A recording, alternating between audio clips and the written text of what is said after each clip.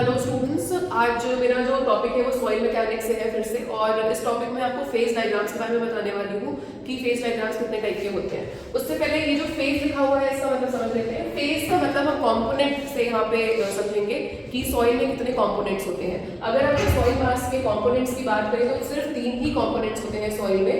आपका पहला होगा सॉलिड्स और दूसरा होगा वाटर, तीसरा होगा आपका एयर। यानी अगर हम किसी भी सॉइल मास की बात करें तो वो 3 ही कंपोनेंट से बनता है और इसी पे डिपेंड करता है कि कितने टाइप के फेज डायग्राम हमारे बनेंगे। सबसे पहला अगर हम इन डायग्राम में देखेंगे तो ये आप देखो, ये जो ब्लू कलर से ये मैंने वाटर डिनोट किया हुआ है, यानी जो वाटर और एयर है, ये जो ब्लैंक स्पेस, जो वॉइड्स होते हैं सॉइल में, उसमें आपका ये वाटर और एयर एग्जिस्ट करता है। ठीक है, और ये आपके हो गए सॉलिड पार्टिकल्स। इसमें से एक चीज है सॉलिड्स, जिसको हम कभी भी चेंज नहीं कर सकते। ये हमेशा एक पर्टिकुलर सॉइल मास के लिए क्या रहेगा, कांस्टेंट रहेगा। जो वैरी करेगा वो होगा amount of water and air. ठीक है, तो अब इसके हिसाब से जब हम इनका कॉम्बिनेशंस देखेंगे उसी पे डिपेंड करता है फेज डायग्राम। तो पहला कॉम्बिनेशन जो हमको मिलेगा वो मिलेगा तीनों का, जो भी आपको इस डायग्राम में दिख रहा है। इस डायग्राम में सॉलिड भी है, एयर भी है और वाटर भी है। तो पहला कॉम्बिनेशन हो गया इन तीनों का। दूसरा जो कॉम्बिनेशन बनेगा, जैसे कि मैंने बोला सॉलिड्स होते हैं कांस्टेंट, तो सॉलिड को तो हम नहीं हटा सकते। तो दूसरा जो कॉम्बिनेशन बनेगा वो बनेगा सॉलिड और वाटर का, और थर्ड कॉम्बिनेशन बनेगा सॉलिड और एयर का।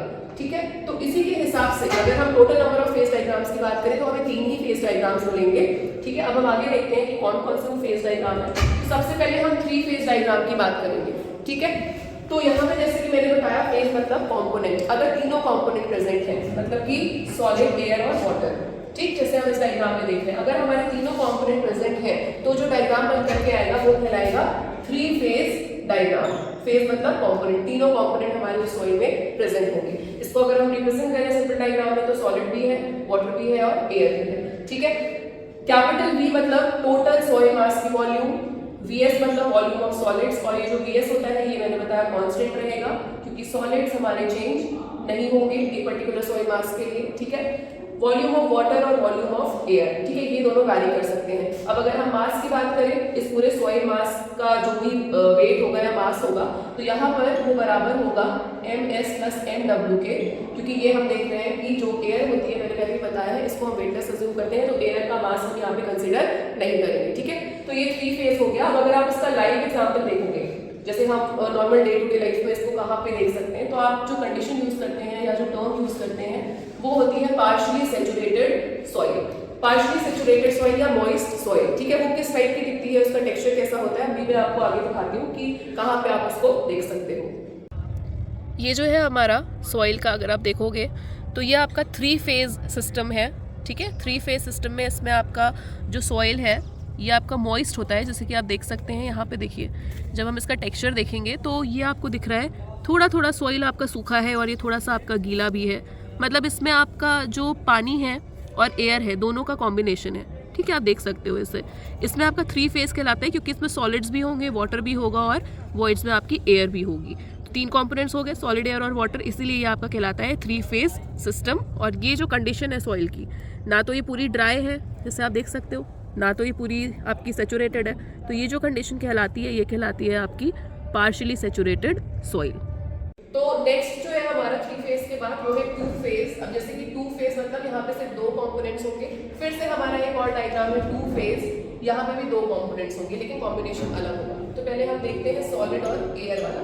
ठीक है, जब हमारे सॉइल में सिर्फ सॉलिड्स और एयर होंगे उस सॉइल कंडीशन को हम बोलते हैं परफेक्टली ड्राई सॉइल, क्योंकि अब जितने भी वॉइड्स हैं उन सारे वॉइड्स में आपके सिर्फ एयर है, वाटर कहीं पे भी नहीं है, और वो कंडीशन कहलाती है परफेक्टली ड्राई सॉइल की कंडीशन। ठीक है, इसमें सेम वही चीज, वॉल्यूम ऑफ एयर कंसिडर करेंगे हम यहाँ पे और वॉल्यूम ऑफ सॉलिड, तो टोटल वॉल्यूम दोनों का सम हो जाएगा।